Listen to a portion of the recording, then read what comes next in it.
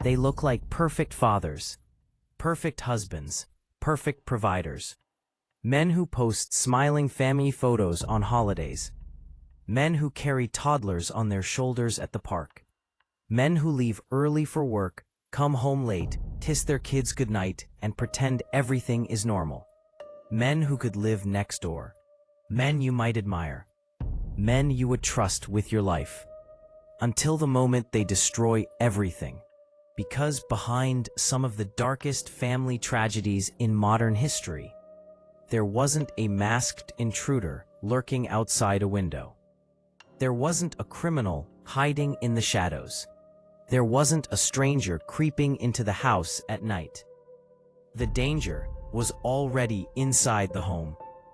A family annihilator is not a man who suddenly snaps. He is a man who slowly disconnects from his relationships, his responsibilities, his identity, and eventually, reality itself. He is a man who collapses internally long before he collapses externally. By the time anyone notices something is wrong, it is too late. The most infamous cases share the same terrifying truth. They looked normal until they didn't. Chris Watts, a soft-spoken father, smiling on camera as he begged for the return of the family he had already killed. John List, a quiet accountant who murdered his wife, mother, and 3 children, then disappeared for 18 years. Neil Entwistle, who murdered his wife and infant daughter, then calmly boarded a plane and went home to his parents. Robert Fisher, who murdered his entire family and blew up his home before vanishing without a trace. Stephen Grant, who strangled his wife and then lied to reporters as he cried for help. Scott Peterson, who appeared emotionless as his pregnant wife Lacey went missing, because he already knew she would never come home. Different generations. Different. Criminologists and forensic experts agree. A family annihilator does not suddenly become violent. He evolves toward it. Quietly, slowly, incrementally. The mask cracks, one piece at a time. And in case after case, across countries and decades, the same 5 warning signs appear. These are not the dramatic signs people expect. They are subtle, quiet, almost invisible. But together, they paint a chilling psychological profile. Tonight, we break them down. Warning sign number 1, the perfect mask. The man who looks flawless, responsible, stable, loved by neighbors, trusted by friends. A man who prides himself on appearing normal, even when everything inside him is falling apart. This mask is the most dangerous part of the profile, because it prevents anyone from seeing the truth. Chris Watts' co-workers said he was the nicest guy you'd ever meet. John List was known as the polite church-going father. Neil Entwistle looked like the picture of a devoted young husband. Robert Fisher was a respected firefighter. Scott Peterson, charming, handsome, helpful when the world still believed in him. A perfect mask covers a collapsing reality. Warning sign number 2, emotional withdrawal and dehumanization. This is the quiet shift almost every witness misses. It looks like distance. It looks like stress. It looks like a man who needs space. But psychologically, something darker is happening. He begins withdrawing emotionally. He stops attaching. He stops nurturing. He stops feeling empathy. His partner becomes a source of shame. His children become burdens. His family becomes a barrier standing between him and the fantasy life he wants. When Chris Watts stopped seeing his daughters as daughters and started seeing them as obstacles, his collapse accelerated. When John List convinced himself he was saving his family by killing them, he had already dehumanized them completely. This pattern repeats itself with terrifying accuracy. Warning sign number 3, the fantasy life. This is where the double life begins. Often, it's an affair. Sometimes secret spending, sometimes addiction, sometimes a new identity he builds in his mind. The fantasy is everything reality is not. Exciting, fresh, powerful, liberating. And once the fantasy forms, the real family becomes a threat. Chris Watts created a fantasy future with another woman. Scott Peterson dreamed of a life without responsibility. Neil Entwistle was drowning in debt and pretending to friends he lived a glamorous lifestyle. Stephen Grant imagined himself as the victim in a marriage that was collapsing. In every case, the fantasy becomes more real than the truth. Warning sign number 4, stress, shame, and loss of control. This is the psychological breaking point. Financial collapse, risk of divorce, exposure of lies, job loss, public humiliation, addiction spiraling, secret life falling apart. Family annihilators cannot tolerate shame. To them, shame is fatal. It is an ego wound so deep that they believe death is better than exposure. But instead of ending their own life, they make a catastrophic decision. They decide the entire family must go with them. Not out of love, not out of mercy, but out of the belief that it is the only way to erase the shame. Warning sign number 5, quiet pre-planning. This is the most chilling stage because it looks peaceful from the outside. He becomes calm, strangely calm, like a man who has finally made a decision. Chris Watts gently tucked his daughters into bed the night before the murders. John List ate breakfast with his children, then murdered them one by one. Neil Entwistle prepared the crime scene with eerie precision. Robert Fisher filled his home with gas before killing his family and setting the explosion. The pre-planning is subtle. A search history, a quiet trip to the bank, a final family dinner, a sudden burst of unusual kindness, a chilling sense of closure. The people around him do not realize what is happening until it is far, far too late. These warning signs are not obvious. They are not dramatic. They are not the red flags most people imagine. They are small. They are behavioral. They are psychological. And they appear long before the violence itself. The goal of this documentary is not to instill fear, not to speculate, not to diagnose, not to accuse. This is awareness. This is prevention. This is education. Because if we understand the patterns, the masks, the fantasies, the shame, the collapse, we can recognize the danger before it becomes irreversible. Tonight, we go inside the mind of a family annihilator to learn how he thinks, how he descends, and how the warning signs unfold through the lives of real cases. Chris Watts, Scott Peterson, John List, Neil Entwistle, Robert Fisher, Stephen Grant. Their stories will not be sensationalized. Their victims will be treated with respect. Their cases will be used only as educational examples to help us understand the psychology behind catastrophic emotional collapse. 5 warning signs, 5 behavioral patterns, 5 points where intervention and awareness could save lives. Let's begin.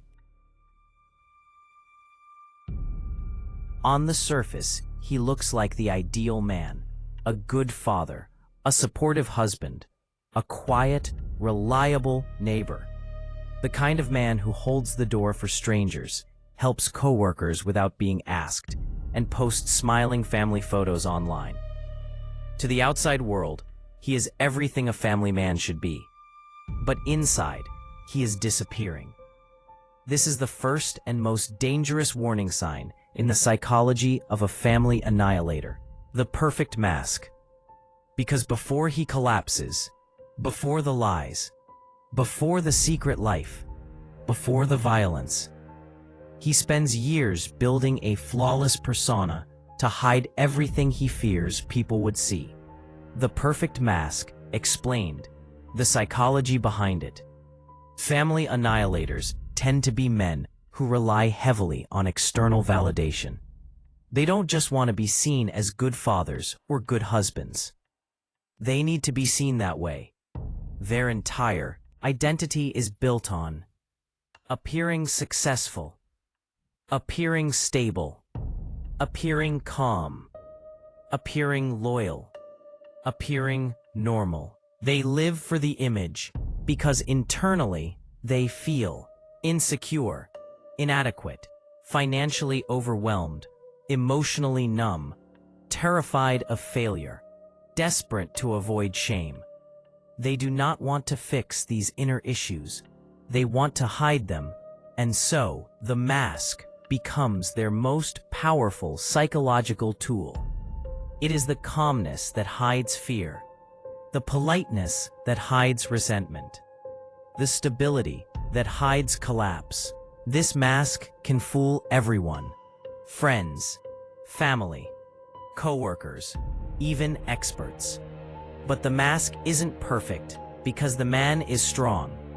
It's perfect because the man is terrified. Terrified of being seen as weak. Terrified of being seen as a failure. Terrified of losing respect, admiration, or control. This fear creates a dual personality: spaced, public self, calm, controlled, friendly; private self, anxious, angry, resentful, empty. And the more the two selves drift apart, the more tension builds inside him, until the mask cracks. Case example 1. Chris Watts, the quiet father with a dead smile. Before the murders, people described Chris Watts the same way. He was the nicest guy. He was so calm. He seemed like a great dad. He never raised his voice. He always looked in control. He was too calm, too quiet, too agreeable, too emotionless. It wasn't peace. It was suppression. Behind that calm smile was a man terrified to admit. He was unhappy. He was overwhelmed. He resented responsibility. He didn't want to be seen as a failure. And when he began cheating, the mask became heavier to hold. So he smiled harder, acted sweeter, pretended more. His coworkers saw the mask. His friends saw the mask. Even his wife, Shanann, who sensed something was wrong, was seeing the mask, not the man. By the time her instincts sharpened, the real Chris was already gone. Case example 2. John List, the polite churchgoer who was crumbling inside. John List wore a different mask. A mask of religious devotion, routine, and discipline. He went to church every Sunday. He spoke gently. He never argued. He was seen as a respectable family man. But inside, he felt financially ruined, ashamed of his failures, disappointed in his children, overwhelmed by responsibilities, terrified of humiliation. He didn't ask for help. He didn't reveal the truth. He didn't show a single crack in the mask. Instead, he polished it. Like Watts, List's mask was not a sign of strength. It was a sign of collapse. By the time he murdered his entire family, his mask was still so convincing that he evaded capture for 18 years. He blended in because he had spent his entire life training himself to hide. Case example 3. Scott Peterson, charming, calm, and completely hollow. Scott Peterson wore the most socially charming mask. He was smooth, polite, friendly, soft-spoken, always in control. Even when Lacey was missing, and the world begged to see emotion, he showed none. That wasn't nerves. It was practiced performance. Scott built his identity around appearing perfect. Perfect marriage. Perfect house. Perfect husband. Perfect future. He was so obsessed with that image that when the real marriage no longer fit the fantasy, he simply detached from it emotionally. It wasn't anger. It was indifference. A chilling trait shared across many cases. Why the perfect mask is so dangerous? Because it tricks everyone, including the victim. Partners often sense something is off, but it doesn't look like danger. It looks like stress, tiredness, distance, work pressure, personality quirks. Nothing explosive, nothing alarming, nothing violent. Family annihilators are rarely aggressive in public. They are not the screaming, angry type. They are not the stereotypical, abusive husband people imagine. Their warning sign is the exact opposite. They seem too calm, too controlled, too agreeable, too perfect. They hide every negative emotion because they fear being judged. And because they fear judgment, they show nothing. This creates three dangerous psychological effects. 1. Pressure builds internally. The more he hides, the more pressure he feels to keep hiding. Every lie, every secret, every financial problem, every argument, every failure, every shameful moment, all of it must be buried beneath the mask. He can't admit the truth. He can't ask for help. He can't confess weakness. Because the mask demands perfection. The pressure builds until he breaks. 2. Emotional isolation deepens. Family annihilators begin to feel disconnected from everything. Their partner, their children, their identity, their responsibility, their life. This isolation is self-created. They are surrounded by people who love them, but emotionally completely alone.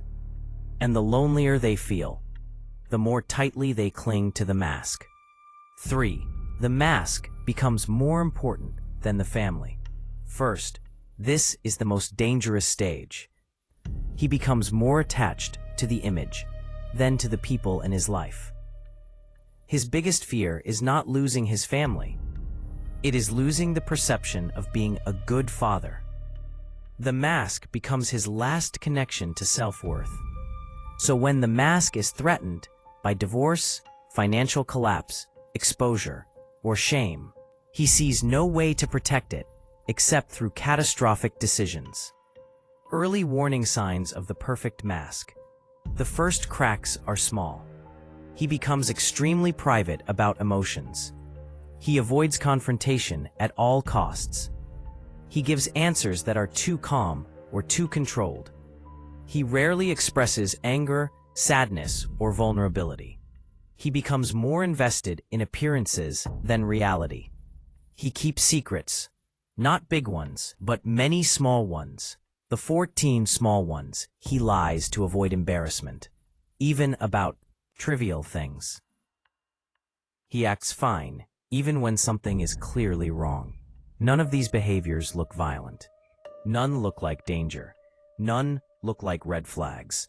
But together, they signal a man who is losing the ability to cope with real life.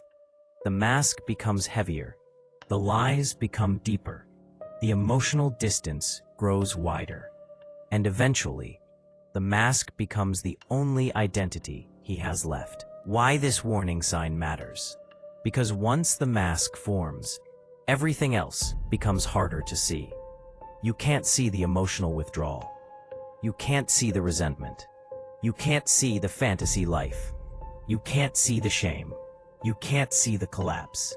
You can't see the danger. You only see what he wants the world to see. A perfect father, a loving husband, a calm man doing his best. But behind the mask is someone who is slowly coming undone. A man terrified of his own failures, trapped in his own lies, lost between who he pretends to be and who he actually is. This is where the descent begins, not with violence, not with rage, not with threats, but with silence, calmness, a practiced smile, a quiet man who hides everything. This is warning sign number 1, and the first psychological doorway into the mind of a family annihilator.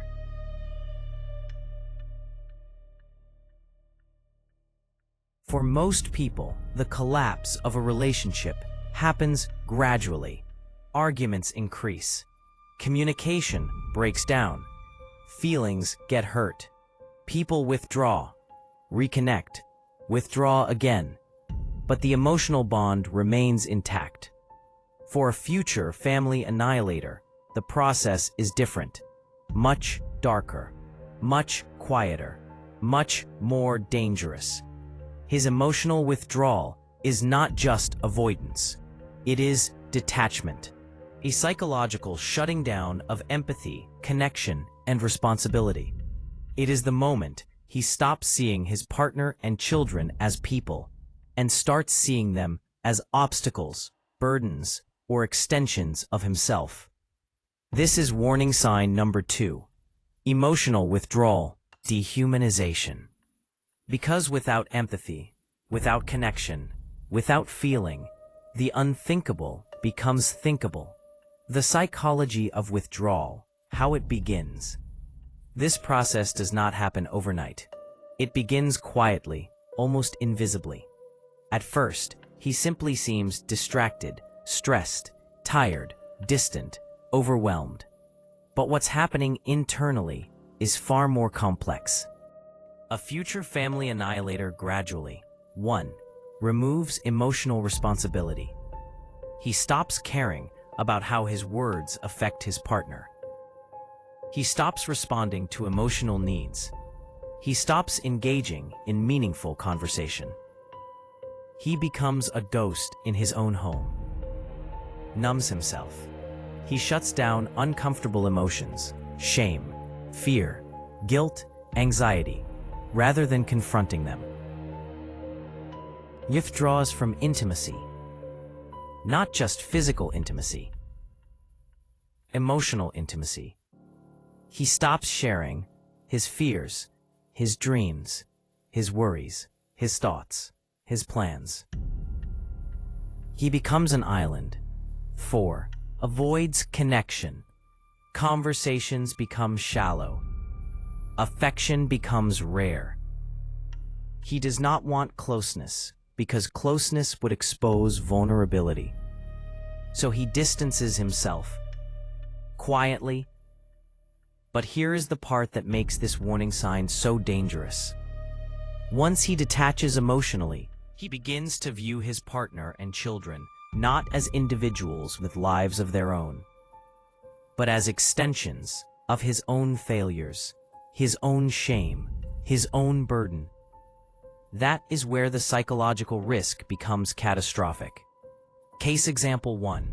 Chris Watts, I fell out of love. When investigators asked Chris Watts when he stopped loving Shanann, he said it casually, like describing the weather. I don't know. I just fell out of love. But this wasn't falling out of love.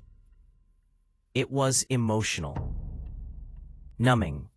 Before the murders, he stopped responding to her emotional messages, pulled away physically, stopped making eye contact, avoided deep conversations, spent hours absorbed in the fantasy of his affair, began seeing his children as responsibilities, not daughters.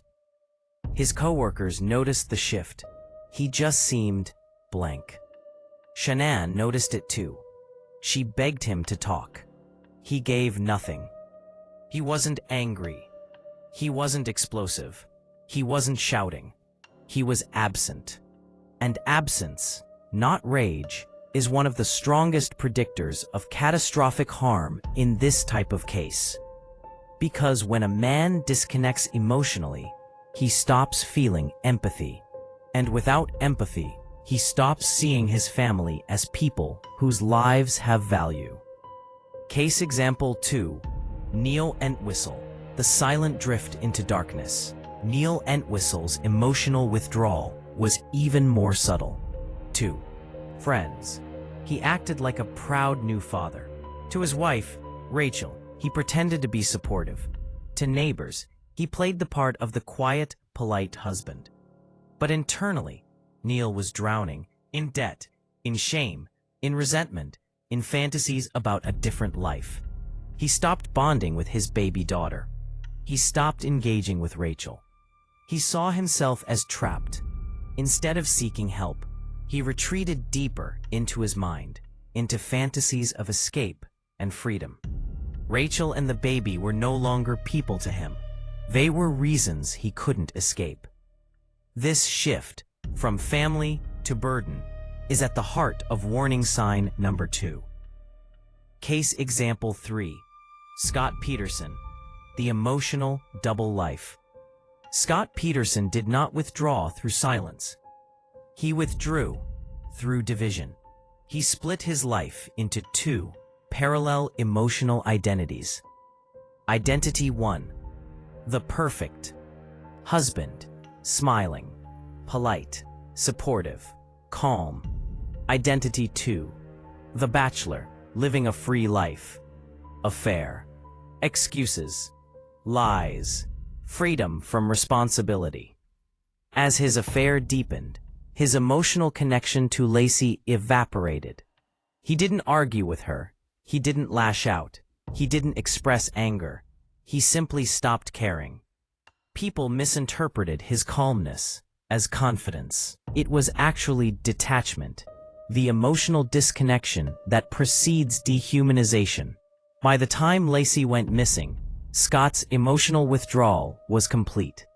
He wasn't grieving her disappearance, because in his mind, she had already left his emotional world.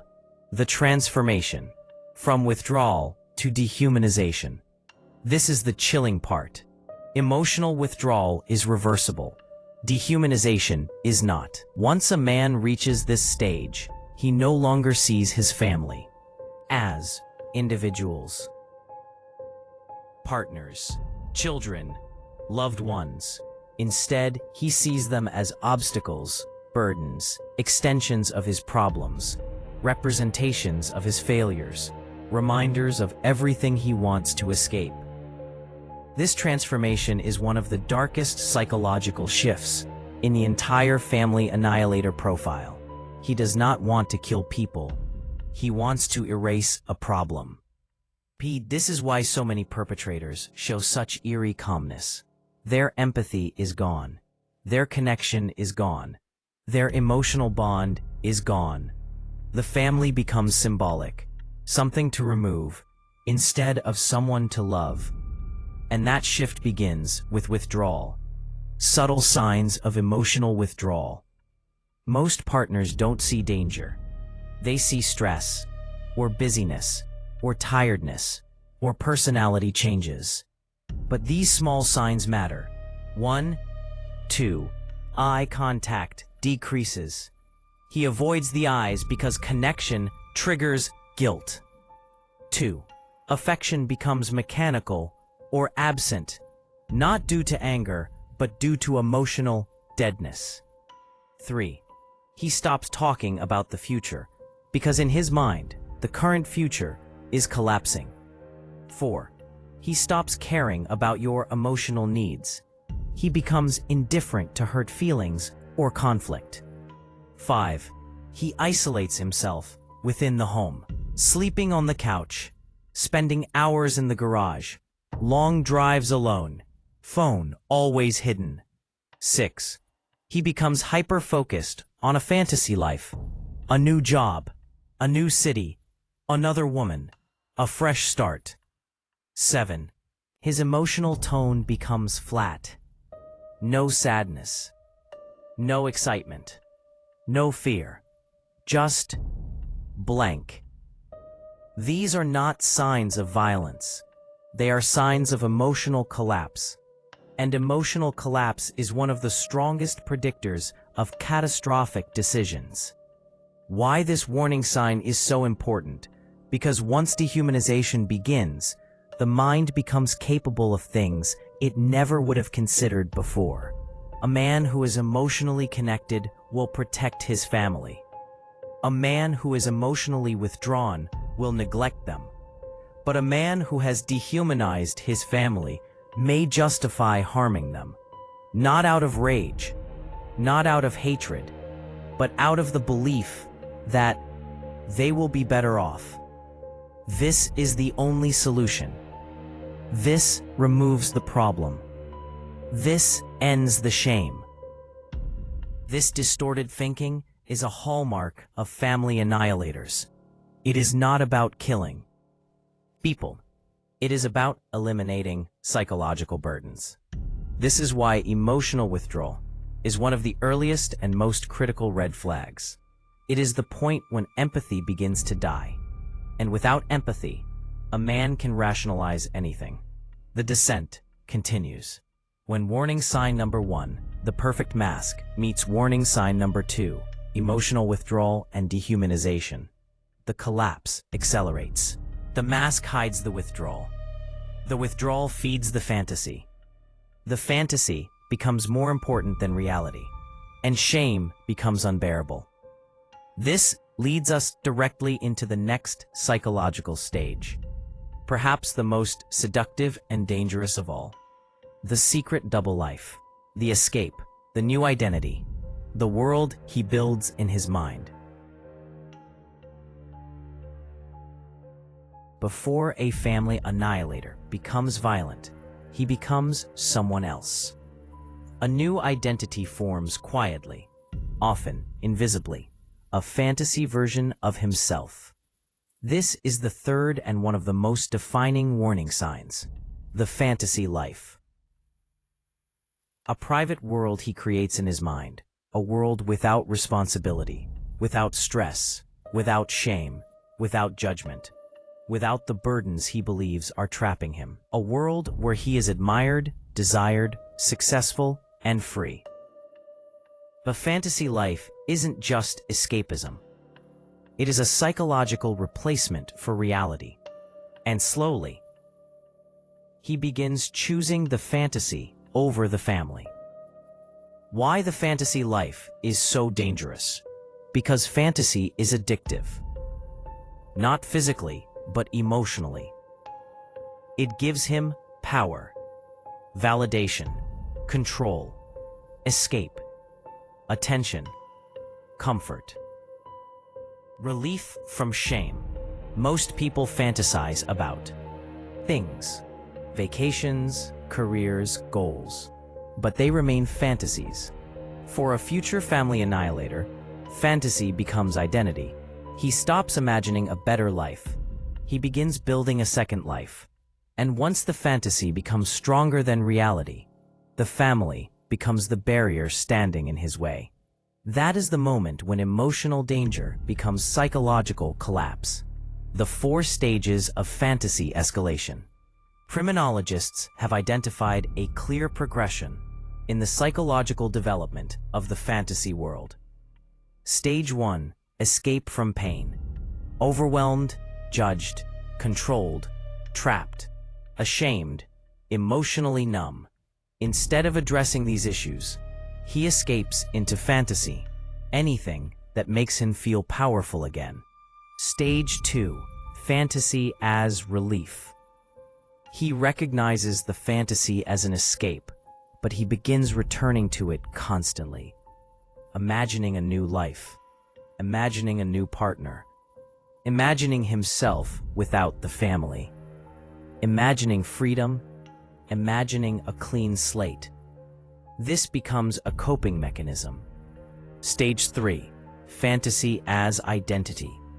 He begins seeing the fantasy version of himself as his real self, confident, admired, in control, desired, successful. Reality becomes the lie. Fantasy becomes the truth. Stage 4, fantasy versus reality conflict. The fantasy and the real world can no longer coexist. The family becomes an obstacle. Responsibility becomes suffocating. Shame becomes unbearable. The man faces a psychological crossroads: change his reality or eliminate what stands in his way. This is where the collapse accelerates. Case example 1. Chris Watts, the new life he was building in secret. The fantasy in the Watts case was simple: a new relationship, a thinner, more attractive body, a new identity as a single man, a life free of debt and responsibility. He began working out obsessively, changing his behavior, lying about his schedule, planning trips with his girlfriend, researching apartments, rehearsing his future life. The fantasy wasn't casual, it was detailed. He had begun to imagine how he would live, who he would be with, what his days would look like, what his new future would feel like. In that imagined future, his wife and his children did not exist. And that absence was not accidental. It was desired. He had erased them emotionally long before he erased them physically. Case example 2. Neil Entwistle, a luxury life built entirely on illusion and completely fabricated. He pretended online to be a wealthy businessman, a successful entrepreneur, a man with power and status, someone admired. But the truth was the opposite. He was broke. He was unemployed. He was failing quietly. He was drowning in debt. He was ashamed of his reality. His wife and infant daughter represented the responsibilities he could not meet. His fantasy life represented the success he desperately wanted. Over time, he began living emotionally in that fantasy world, the life where he had money, power, admiration, and control. The real world felt like failure. His fantasy world felt like freedom. And when reality threatened to crush him, he made the catastrophic decision to protect the fantasy instead. Case example 3. Scott Peterson, the glamorous bachelor life. Scott Peterson's fantasy life was social, emotional, and romantic. He didn't just cheat. He built an entire alternate identity. Lies about being single. Lies about travel. Lies about his job. Lies about his marriage. Lies about his future plans. He told his mistress he had lost his wife before Lacey was ever missing. In his fantasy world, he was charming, free, admired, and unburdened. In the real world, he was married, expecting a child, and facing a future he no longer wanted. When fantasy and reality collided, the fantasy won. The tragedy is that Lacey didn't know she was competing against a life that never existed.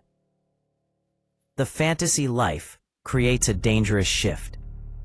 The most dangerous part of the fantasy life is not the affair, or the secret spending, or even the lies. It is the psychological transformation, is his true self. He feels more alive with the new partner, the new friends, the new lifestyle, the new identity.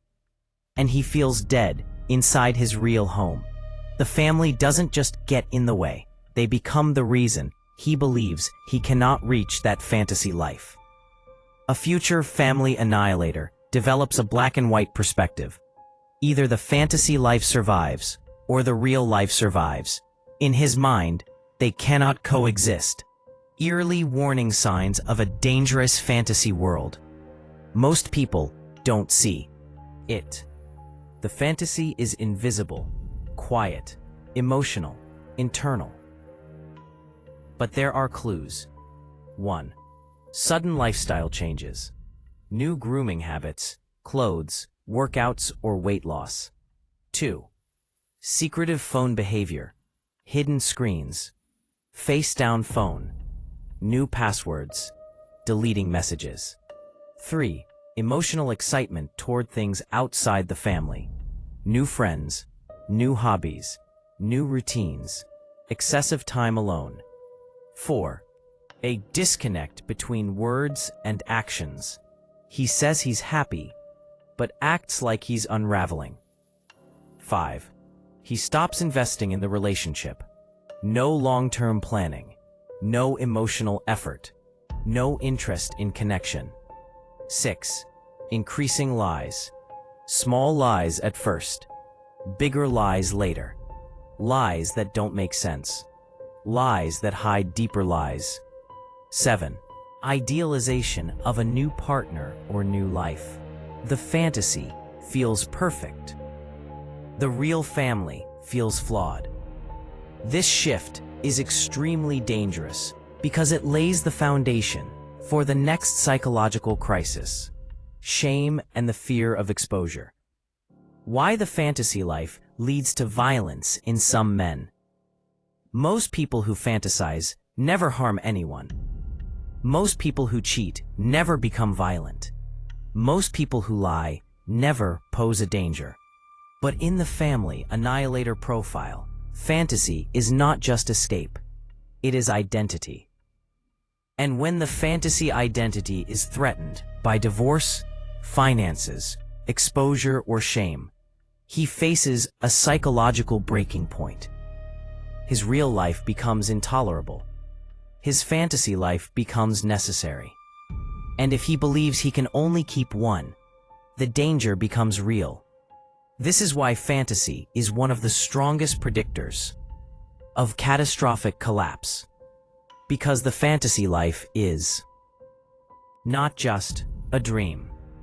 It is the replacement for his real life. The storm gathers.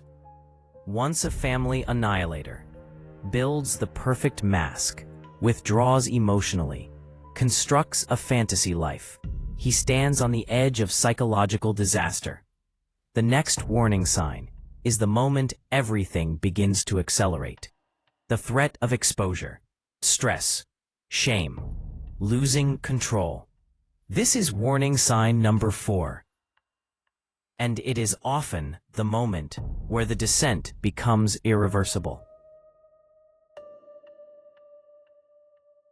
Every collapse has a breaking point.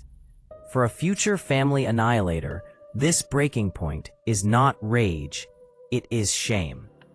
Shame is the emotional earthquake that rattles the mask, cracks the fantasy, and sends the entire psychological world into free fall. That is why warning sign number 4 is one of the most dangerous shifts in the entire profile.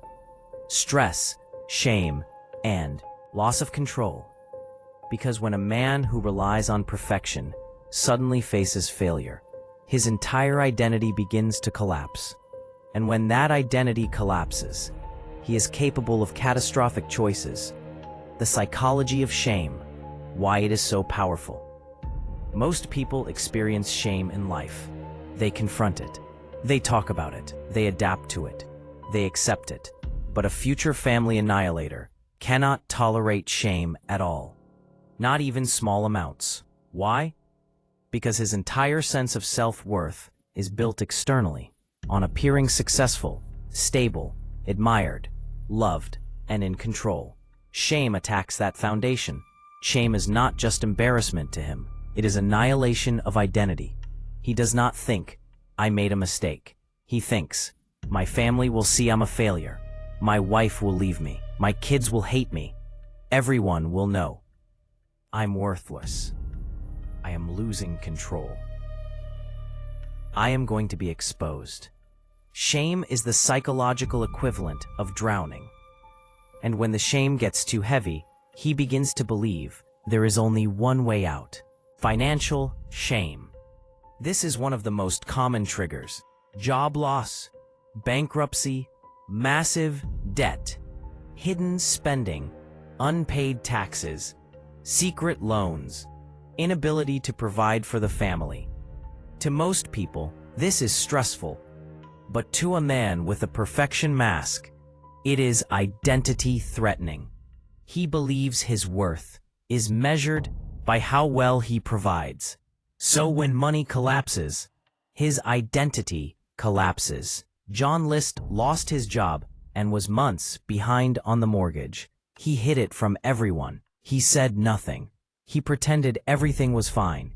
Shame ate him alive, long before he killed his family. 2. Relationship shame. This includes an affair being exposed, a partner threatening to leave, divorce papers, arguments escalating, sexual rejection, emotional disconnection, fear of abandonment. Instead of confronting the issue, he avoids it. He fears confrontation. He fears judgment. He fears being seen as the problem. And when separation becomes likely, he panics, not because he loves the relationship deeply, but because losing the relationship means losing control, losing image, losing the mask. Chris Watts spiraled the moment Shanann began pulling away and asking him for truth. His affair threatened his identity. Shanann's suspicions threatened his fantasy. The possibility of divorce threatened his control. Shame tightened around him like a rope. Public shame. This is the most catastrophic trigger. Public shame includes arrest, exposure of lies, humiliation, loss of reputation, job consequences, legal trouble, addiction being revealed, family secrets coming to light.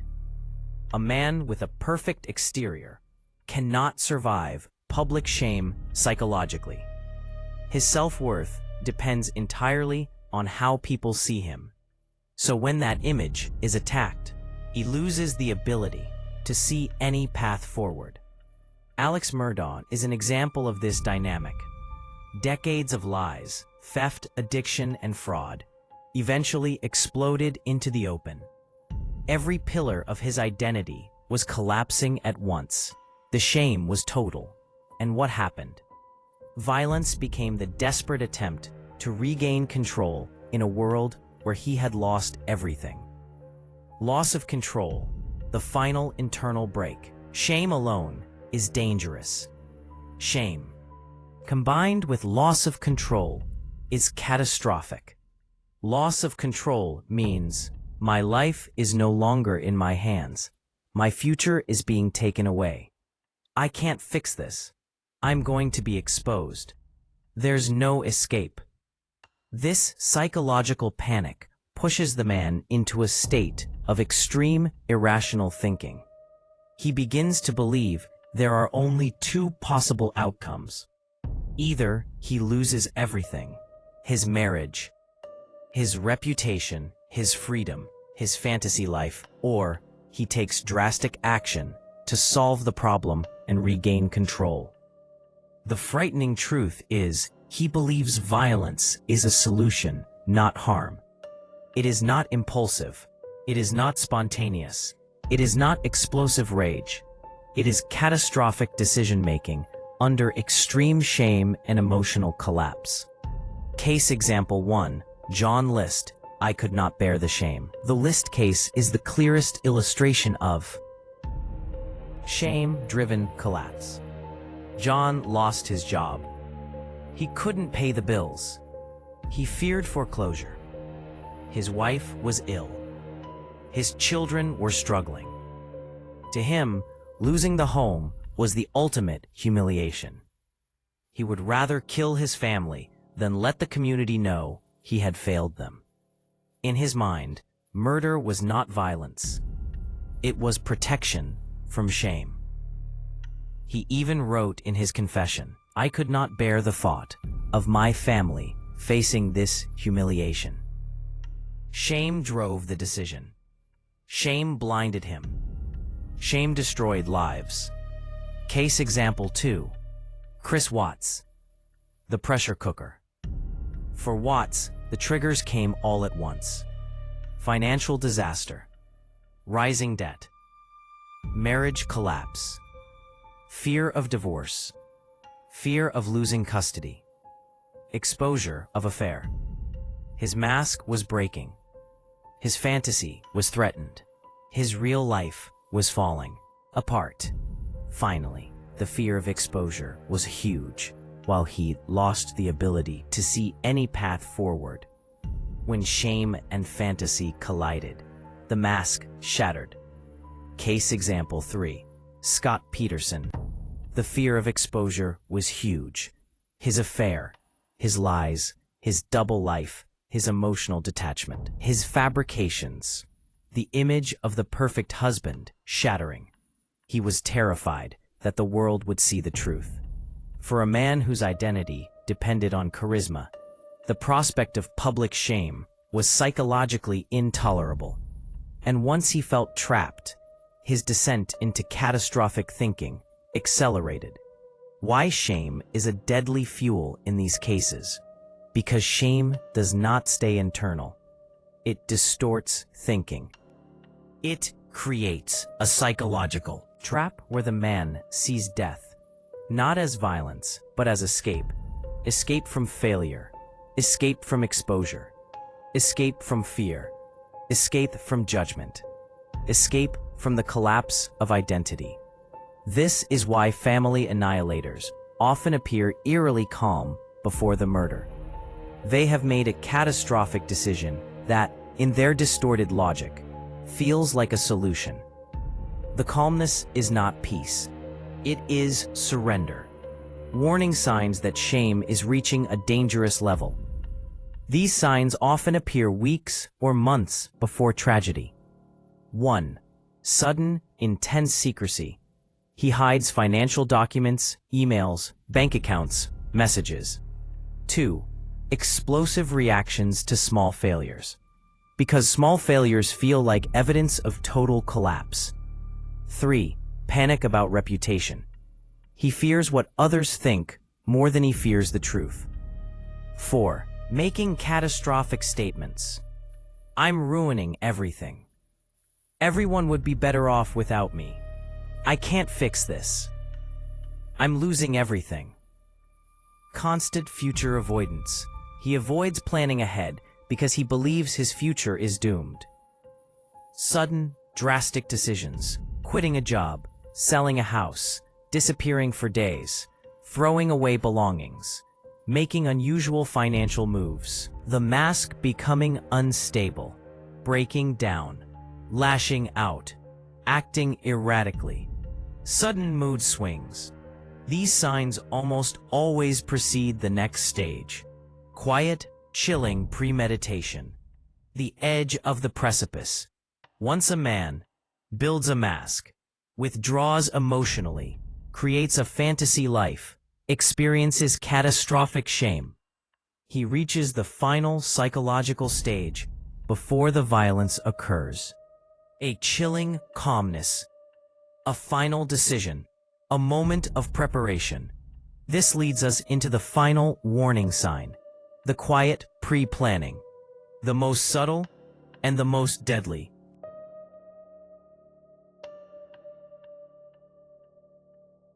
A calmness that feels unnatural. A stillness that feels wrong. Before tragedy strikes, before the world realizes something is terribly wrong, there is one final stage in the descent of a family annihilator. The quiet pre-planning. Not dramatic, not violent, not explosive. Calm, almost peaceful. It is the chilling moment when the internal collapse hardens into a catastrophic decision, and everything that happens afterward is guided by a quiet, terrifying sense of intention. Unlike other types of killers, family annihilators do not act impulsively. They do not snap in the way movies portray. They do not explode without warning. Their violence is preceded by a period of disturbing calmness and subtle preparation.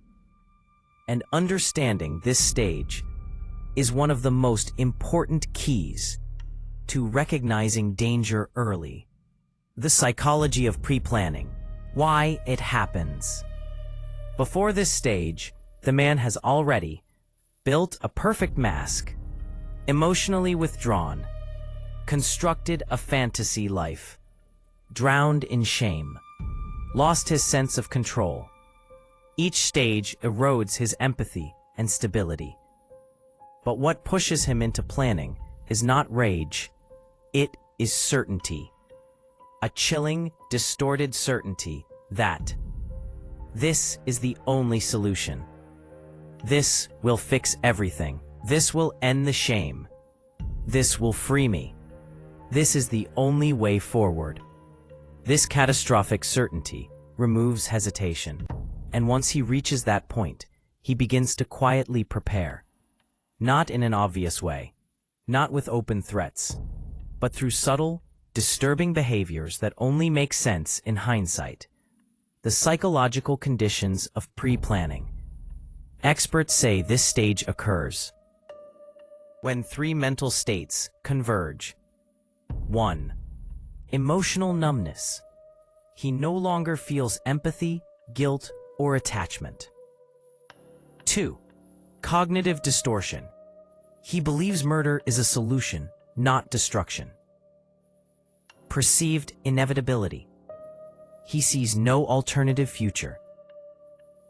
Combined, these conditions create a calm, lethal mindset.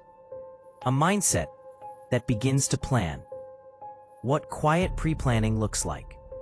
Pre-planning is often invisible. It looks like everyday behavior.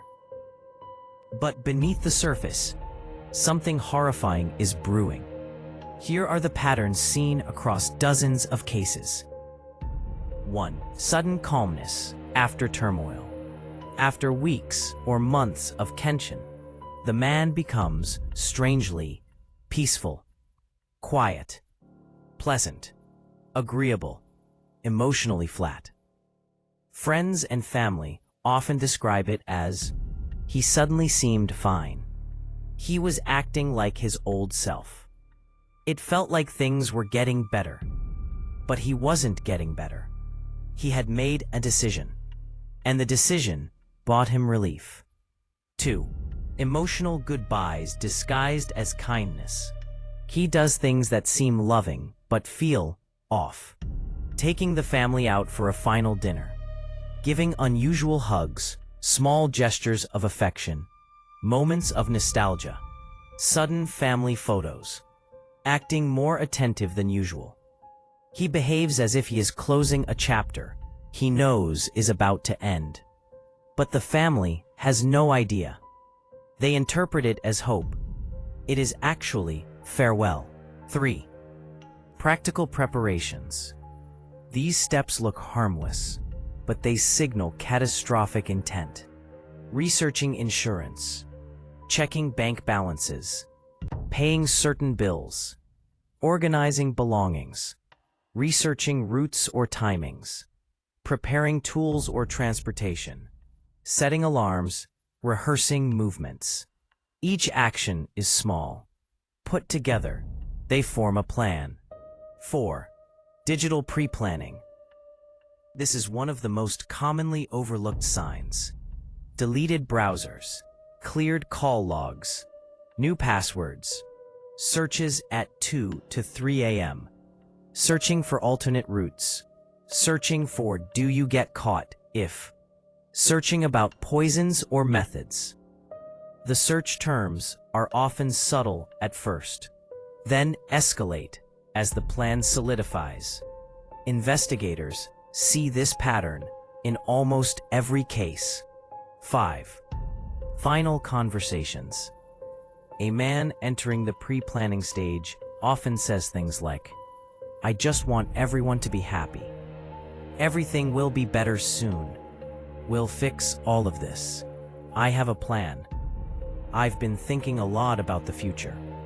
These statements are not threats. They are foreshadowing. He is speaking from a mindset where he already sees the ending. Case example 1. Chris Watts, the final calm. The day before the murders, Chris Watts appeared strangely calm. Shanann's friends later said he was too relaxed. Something was wrong.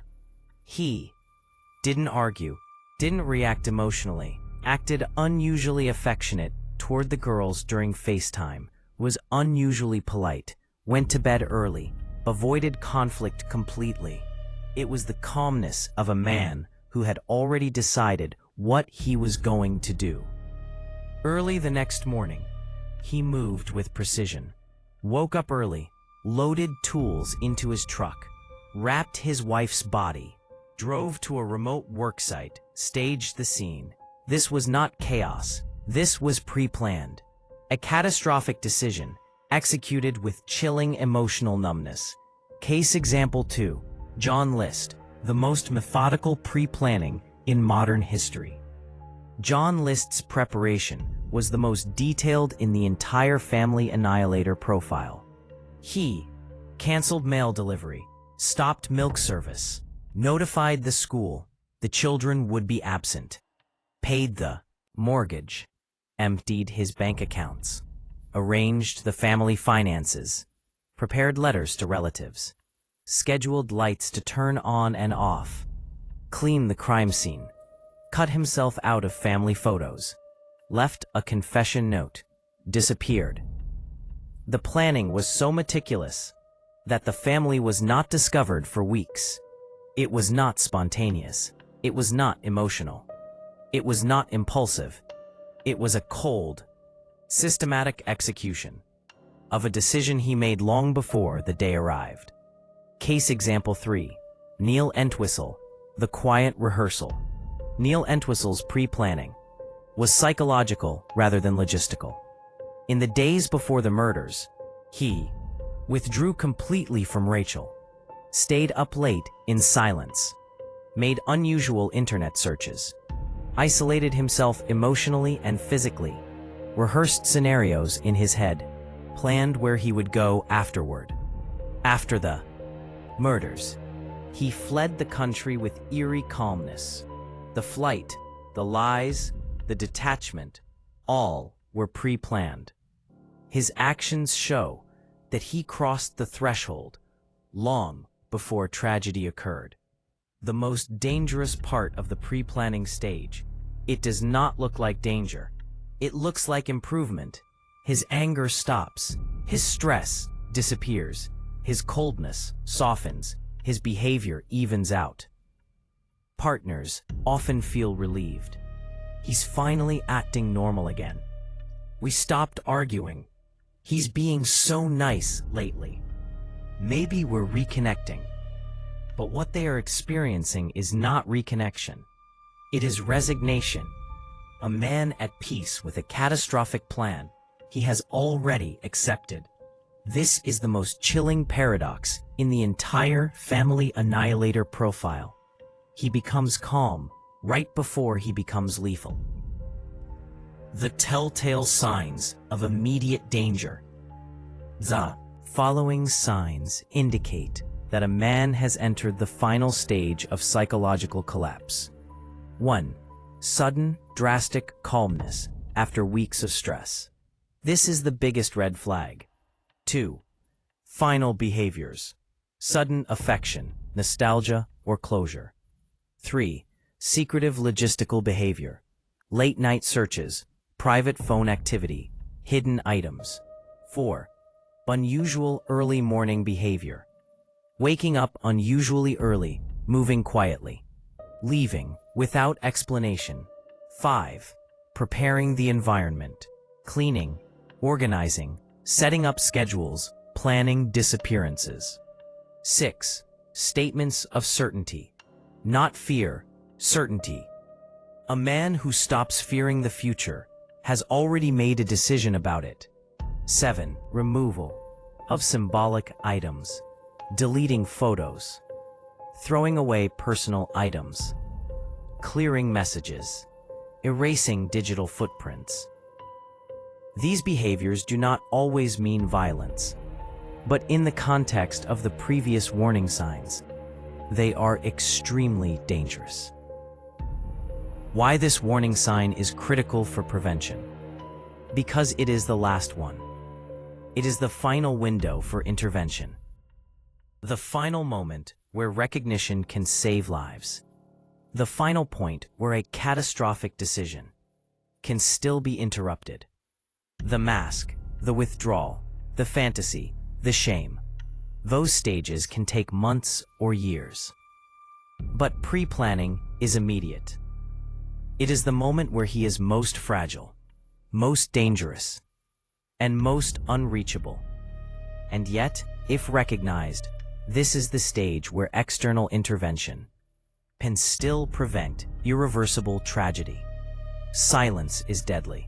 Secrecy is deadly. Calmness is deadly.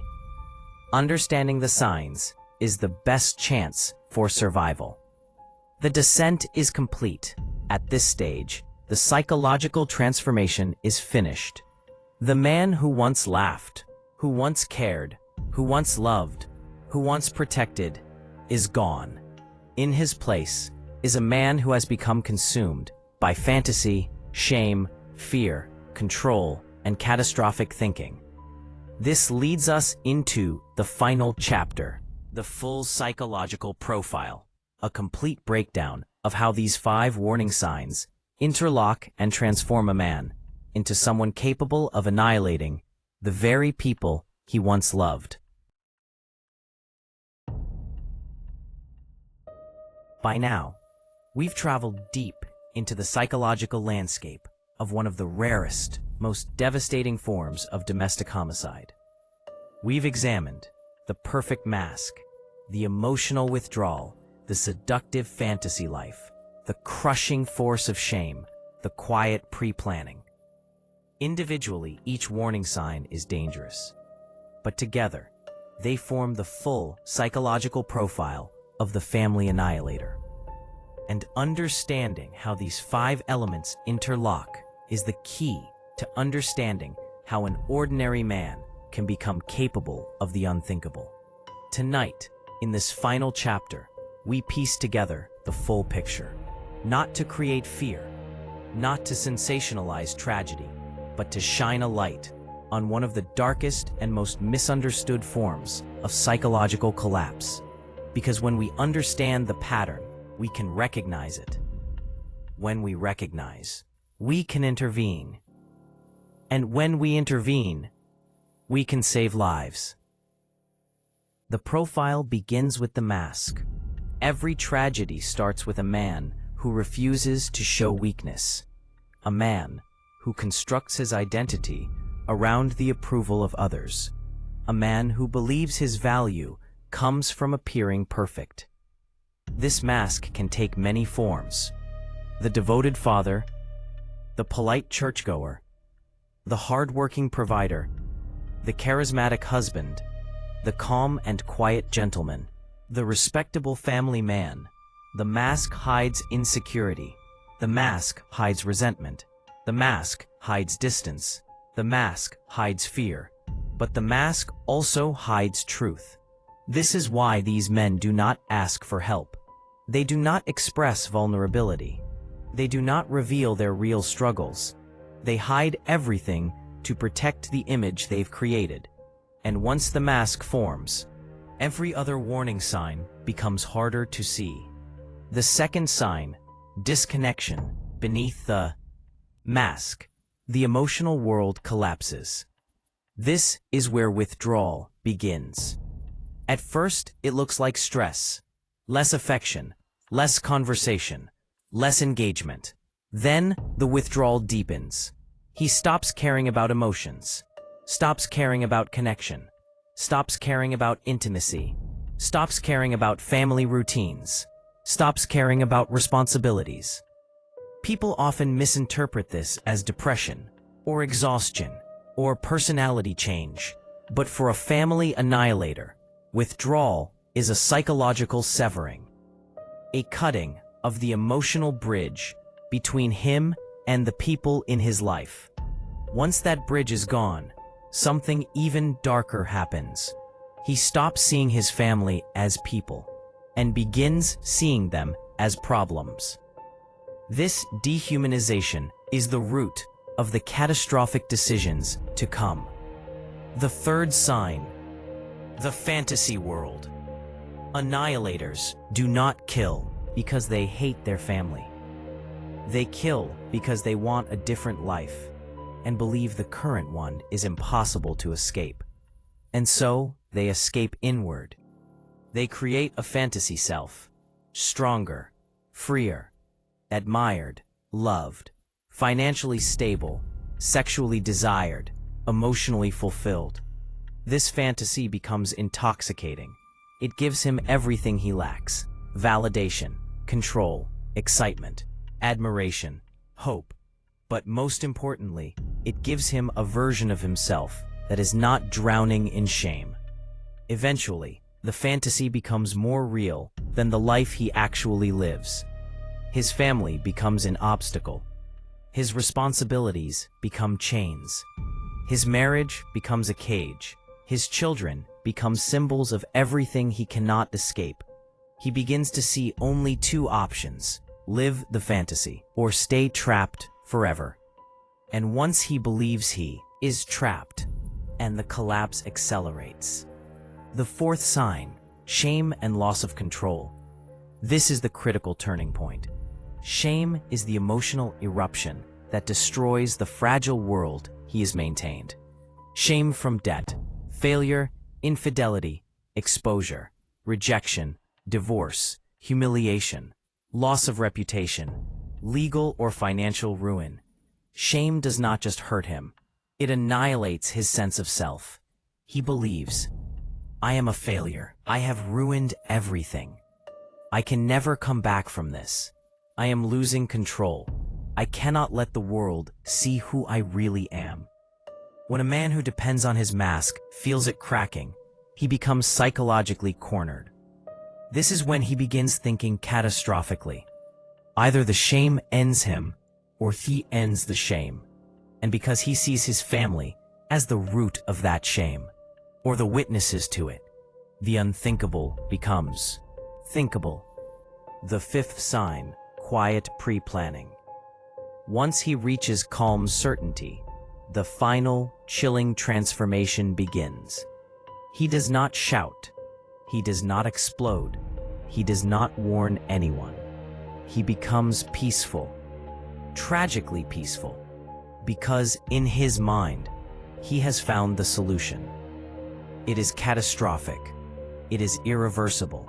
It is monstrous, but in his distorted psychology, it feels like relief. And so he prepares. Small actions, quiet actions, organized actions, actions that look harmless, unless you understand the psychological collapse behind them. This is when the danger is highest, when intervention is most urgent, because once pre-planning becomes action, the window for prevention closes. The interlocking pattern: how the 5 signs connect. When you lay all 5 signs on top of each other, a clear, tragic pattern emerges. 1. The mask hides the early problems and prevents help. 2. Withdrawal kills empathy and connection. 3. The fantasy life replaces his real world with an idealized one. 4. Shame threatens the fantasy and shatters the mask. 5. Pre-planning creates the illusion of a final solution. Together, they form a psychological trap from which he cannot escape. A trap built not in days, not in hours, but in years. A trap he built himself, through silence, secrecy, and denial. A trap that ends in devastation. Why this profile matters. Family annihilators are not monsters from the start. They are not born violent. They are not inherently murderous. They are men who never learned to process shame, never developed emotional resilience, never confronted their own weaknesses, never allowed themselves to be vulnerable, never sought help, never admitted failure, never formed healthy identities. They crumble from the inside out. And because they crumble silently, the people around them rarely see the collapse until it is too late. This profile matters because true understanding leads to prevention. Most tragedies can be stopped long before violence begins. If we learn the signs, if we talk about them, if we recognize them, if we intervene early, if we break the silence, the true tragedy The real tragedy behind every case is not just the violence. It is the fact that intervention was possible far earlier, long before the mask cracked, long before the fantasy took over, long before shame became unbearable, long before the final decision was made, long before the quiet planning began. These men did not need to kill. They needed help. They needed vulnerability. They needed emotional tools they never learned to use. But because they hid everything, because they feared judgment more than truth, they became trapped in a maze of their own making. A maze with only one exit they believed they could take. That is the tragedy. And that is the lesson. The final message, a warning, not a fear. This documentary is not designed to make viewers suspicious of their partners or loved ones. It is designed to empower people with knowledge that saves lives, because awareness is protection, understanding is prevention, and silence is danger. The 5 warning signs are not random. They are not mysterious. They are not complicated.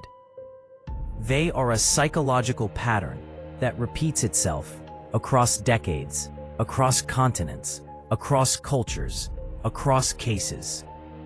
And when we understand that pattern, we can stop the next tragedy before it begins. In the end, this isn't a story about monsters. It's a story about silence, about shame, about emotional collapse that no one saw or no one understood. Family annihilators are not born. They are shaped slowly, quietly, through years of hiding, pretending, and fearing the truth. The mask, the withdrawal, the fantasy, the shame, the planning. 5 warning signs, repeating across decades, across countries, across families who deserved better. And tonight, we brought those signs out of the shadows. Because knowledge is protection, awareness is prevention, silence is danger. If even one person recognizes these patterns, if even one family finds the courage to speak up, if even one life is saved because someone saw the signs early, then this documentary has done its job. And if you learned something tonight, if this helped you understand the psychology behind these tragedies, if this kind of deep, respectful, educational content matters to you, then please share this video, leave a comment, subscribe for more in-depth, documentary-style investigations. Your engagement helps push this information to someone who might need it. Someone who might be living in silence. Someone who might be witnessing the signs but doesn't know what they mean. Sometimes, awareness is all it takes to save a life. Thank you for watching. Stay aware, stay safe, and I'll see you in the next documentary.